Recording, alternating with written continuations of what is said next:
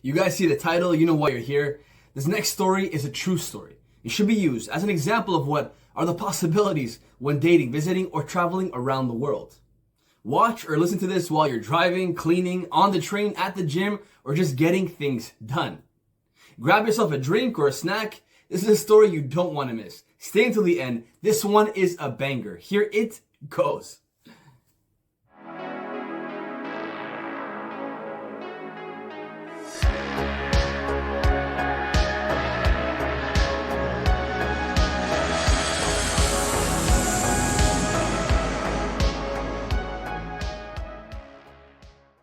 My name's Jason.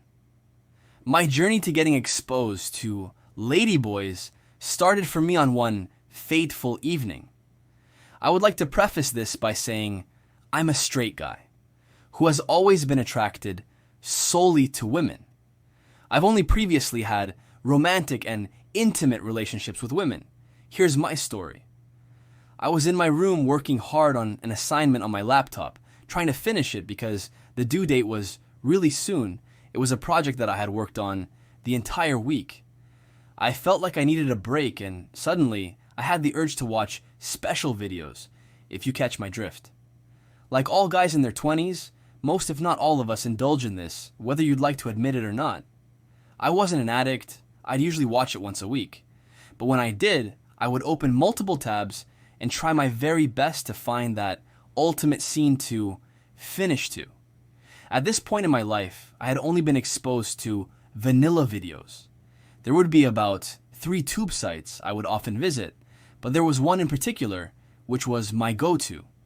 So, I went to my favorite site and was scrolling through the videos. I found some I liked, my usual favorite stars. Usually I would head to the main page and start opening multiple tabs. Some stars I knew and others I didn't. That was one of the more exciting things about tube sites, not knowing what to expect. It's hardwired into us as men to try to have gymnastics with a variety of women, and watching special videos is no different. Every man likes variety and novelty.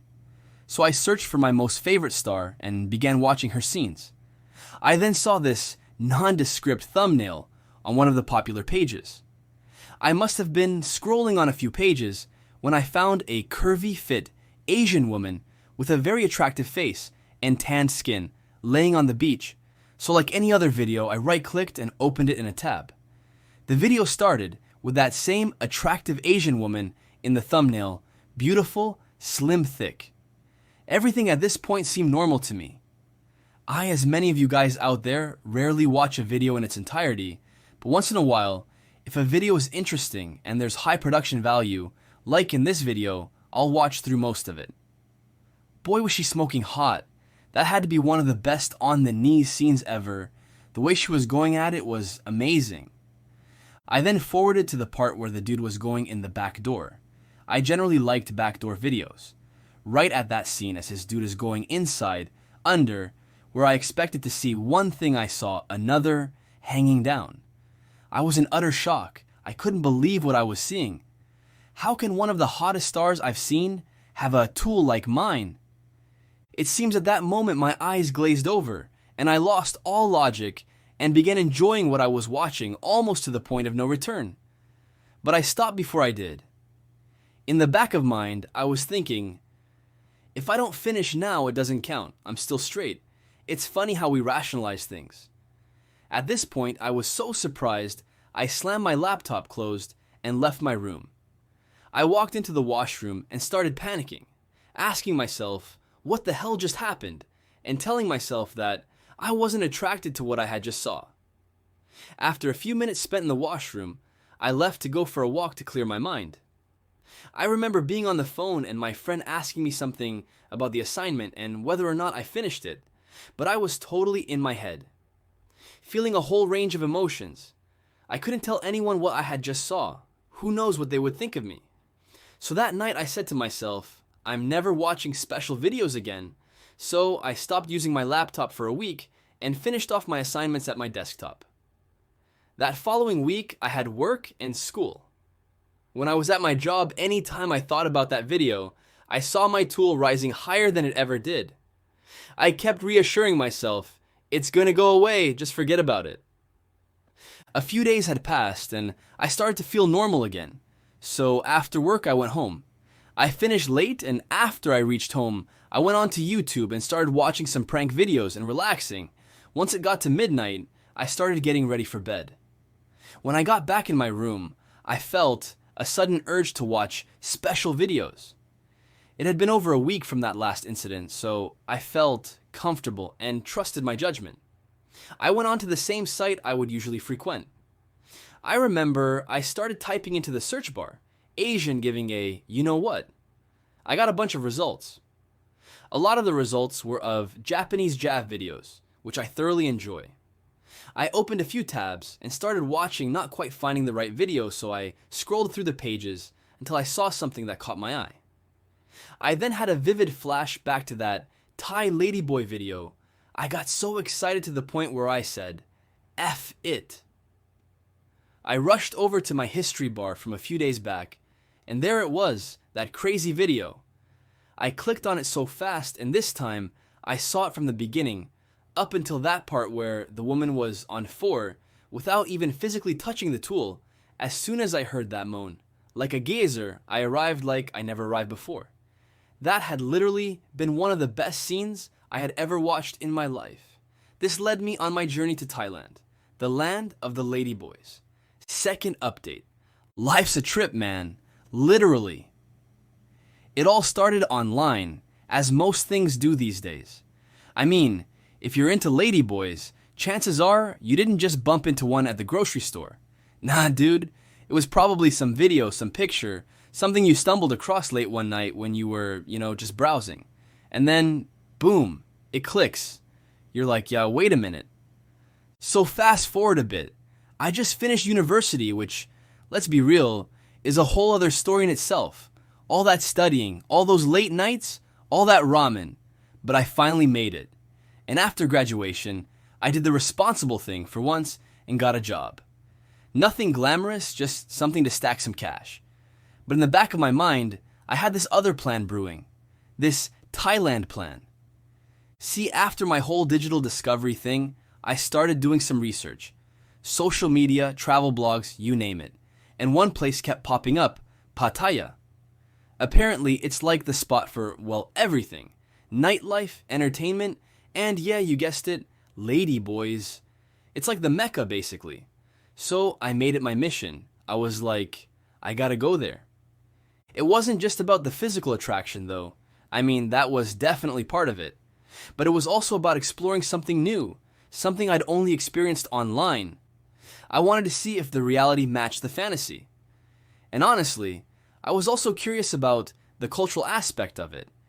I'd heard that Thailand was way more accepting of ladyboys than back home, and I wanted to experience that firsthand, and so, after months of saving and planning, I finally booked my flight. It was a long trip, obviously, but I was so hyped that I barely even noticed.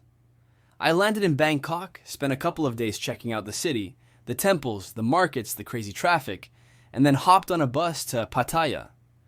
Pattaya is intense. It's like nothing I'd ever seen before. The streets are packed with people. There are neon lights everywhere, music blasting from every bar, and there are ladyboys everywhere. It's a sensory overload in the best way possible. I checked into my hotel, which was nothing fancy, but it did the job. And then, I did what any self-respecting 20-something would do. I downloaded Tinder. I figured it was the easiest way to meet people, even in a foreign country. And it didn't take long before I matched with Champu. Man, Champu, she was something else. Smoking hot doesn't even begin to cover it. She was so sexy. Not just physically, but she also had this really outgoing personality. We started chatting, and let's just say the chemistry was there. We had a lot in common, and she had this infectious energy that just drew me in. Ladyboys are just overly feminine, which just got me going. We decided to meet up at this bar near the beach. I was nervous as hell. This was my first real-life encounter with a ladyboy, and I didn't really know what to expect. But as soon as I saw Champu, all my nerves just melted away. She was even more beautiful in person. The pictures and video calls definitely matched in person. We spent the night talking, laughing, and just getting to know each other. We went for a walk on the beach, and my friend downstairs was already at full salute. I felt like I was going to explode at any moment. You can only imagine what the bedroom gymnastics were like. After an hour, I just laid there going over what just happened, and it lived up to what I visualized before. And no sooner than 15 minutes, I got right back into, and this lasted for a few hours. We spent the next few days together in Pattaya.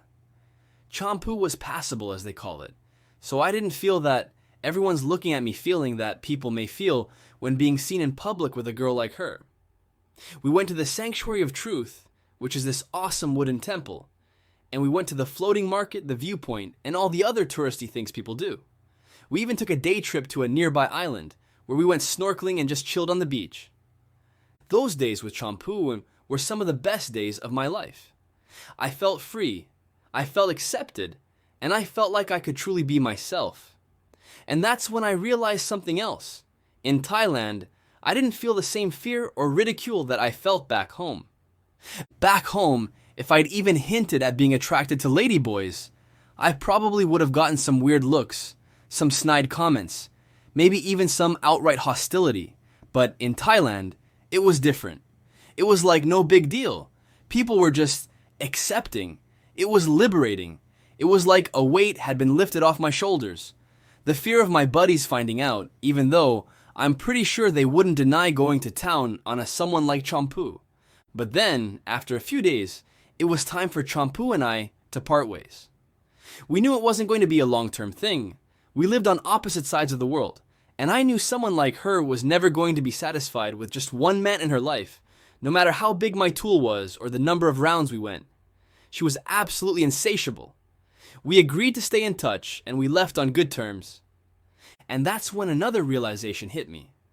After my experience with Champu, I realized that while I definitely appreciated her and the connection we had, my true preference was for women.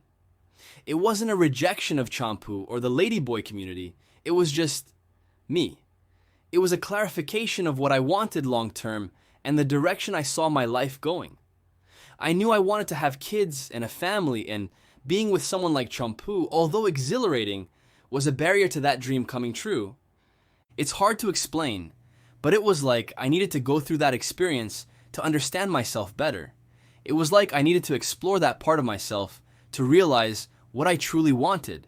So after Pattaya, I decided to spend a few days in Bangkok. I wanted to see some of the sights, do some shopping at Platinum Mall and Icon Siam, and just kind of decompress after the drunken whirlwind of Pattaya. And that's when I met Preeta. I was walking out of Icon Siam, this massive shopping mall, when I saw her. She was just there.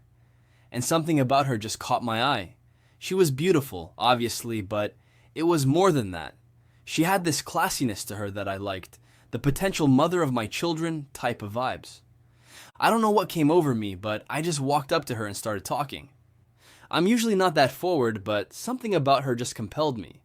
And thankfully, she didn't think I was a total weirdo. We started chatting and we instantly connected. We spent the rest of the day together, exploring Bangkok. We went to Wat Arun, the Temple of Dawn, which is so sick, and we took a boat ride down the Chao Phraya River. We talked about family. I found out that she was very family-orientated, which ticked off the first box on a potential wifey situation. She was so slender and petite, just how I like my women to be. She was educated and had a soft and feminine demeanor, and then it hit me. This was it. This was what I was looking for. This connection, this feeling, this was real, this was different. I know it sounds crazy, but I really like Preeta, really like her, and I can actually see a future with her. We've been talking every day since I left Thailand, and we're planning for her to come visit me back home soon. Update 3. So yeah, that whole Thailand trip, it was a game changer. I went there with one thing in mind, and I ended up finding something completely different. I mean, the whole Pattaya experience with Champu was eye-opening for sure. It helped me understand myself better, to realize what I was truly looking for. But it wasn't the end of the story, it was just a chapter. Meeting Preeta in Bangkok, though, that was the real turning point. It was so random, just walking out of Icon Siam, but there she was. And something about her just clicked. It was like the universe was saying, "Hey dude, pay attention to this." After I flew back home, we kept in touch. We texted, we video chatted, we talked on the phone. It wasn't just some vacation fling, it was the real deal. And the more we talked, the more I realized how much I liked her. Preeta's also incredibly supportive and understanding, which after everything I'd been through was exactly what I needed. Did I tell her about my ladyboy past? Well, not at first. I thought she'd call me a fruitcake and send my ass a goodbye text. But she understood why I felt the way I did when I did. And Preeta also think that it's a straight attraction. My marketing and business degree definitely came in handy. After graduating, I'd been working a pretty standard 8 a.m. to 4 p.m. shift, but I'd always wanted to do something more creative, something that utilized my skills in a more dynamic way. So, while I was talking to Preeta and realizing how serious things were getting, I started looking for remote marketing positions. And wouldn't you know it, I landed a gig as a media buyer for a pretty cool company. It was completely remote, which meant I could work from anywhere. That's when it hit me. I could go back to Thailand. I could be with Preeta. It wasn't just a dream anymore, it was a real possibility. So I packed my bags again, booked another flight, and headed back to Bangkok. This time, it wasn't about exploring the nightlife or figuring myself out. This time, it was about her. Being back in Thailand with Preeta was amazing. We picked up exactly where we left off, as if no time apart had passed. It was like a dream come true.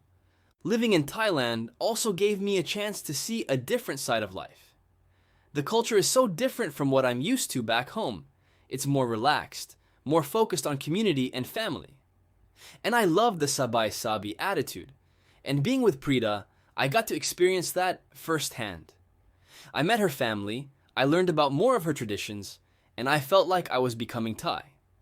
I started learning Thai and a bit of the Lana and Isaian slang, so I could fit in better with both sides of her family. This is a big part of why I've come to the conclusion that I can't see myself living in the United States again. After experiencing life in Thailand, I just can't imagine going back to that harsh climate, that constant struggle against the rat race. It's not just about the weather itself, it's about the lifestyle that it enables.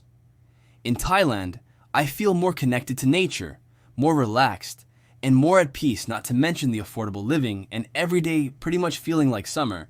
It's also about the overall quality of life. In Thailand, my money goes further, the food is incredible, and the people are incredibly friendly and welcoming. I've found a community of expats and locals that have become like family. And of course, there's Preeta. She's the biggest reason why I want to stay in Thailand. We're building a life together there, and I can't imagine doing that anywhere else. She's my home now, and Thailand is our home.